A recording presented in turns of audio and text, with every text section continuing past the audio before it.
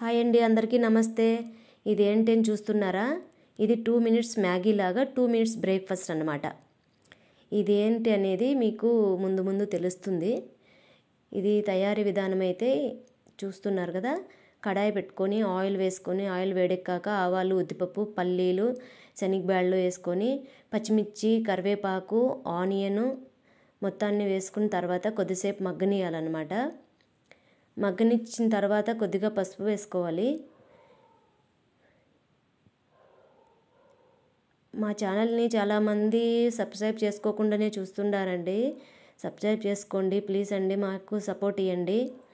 మీరు మా వీడియోస్ చూస్తున్న వాళ్ళంతా ఒక లైక్ చేసినారంటే మాకు చాలా వరకు సపోర్ట్ ఇచ్చిన వాళ్ళు అవుతారు.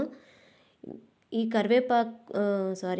ఈ కొత్తిమీర నేను ఆయిల్లోనే వేసుకొని ఫ్రై చేస్తానండి. ఎందుకంటే ఆయిల్లో వేసుకున్నామంటే కొద్దిగా మగ్గుతుంది కదా, దాని టేస్ట్ బాగుంటుంది ఏది చేసినా కూడా. కాబట్టి నేను ఎప్పుడు చేసినా ఏం చేసినా ఇలా ఆయిల్లోకే వేసుకొని చేస్తూ ఉంటాను.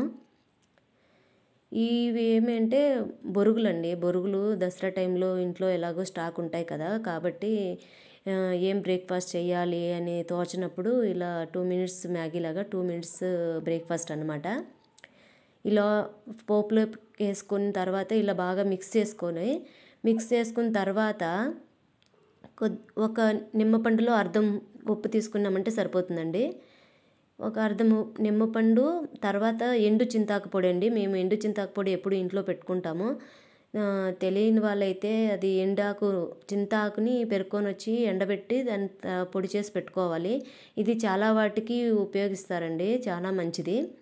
పులుపు ఉంటుంది కదా, పులుపు తగిలితే చాలా బాగుంటుందన్నమాట ఒంటికి కూడా. కాబట్టి మేము ఎప్పుడు ఎండు చింతాకు పొడి పెట్టుకుంటాము. వంకాయ తాలింపు, మొటిక్కాయ తాలింపు, కాకరకాయ తాలింపు ఇలాంటివి చేస్తాం కదా, వాటన్నిటికీ కూడా వాడుకుంటామండి.